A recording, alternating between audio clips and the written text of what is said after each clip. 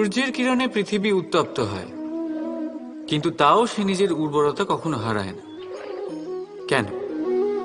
ঘন অন্ধকার রাতে শুধুমাত্র একটি কম্পমান প্রদীপের শিখা দেখেও মানুষ আশায় বাঁচে। কেন?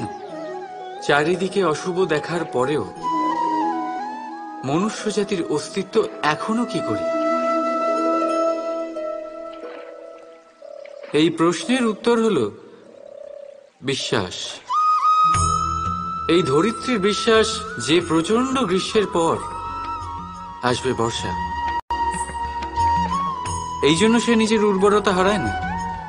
আবার সূর্যোদয়ের বিশ্বাসই আমাদের ঘন অন্ধকার রাতেও কিন্তু বাঁচিয়ে রাখে। বিশ্বাস যে যখন পাপ তার সীমা অতিক্রম করবে, আমি আসব কোনো না কোনো রূপে।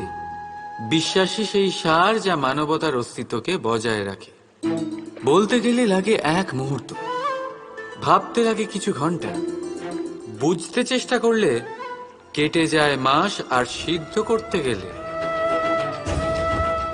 কম পড়ে যায় গোটা জীবনকাল। নিজের উপরে বিশ্বাস রাখুন, নিজের কর্মের উপরে বিশ্বাস রাখুন, প্রেমের উপরে বিশ্বাস রাখুন। জীবনে সুখ অবশ্যই আসবে। আর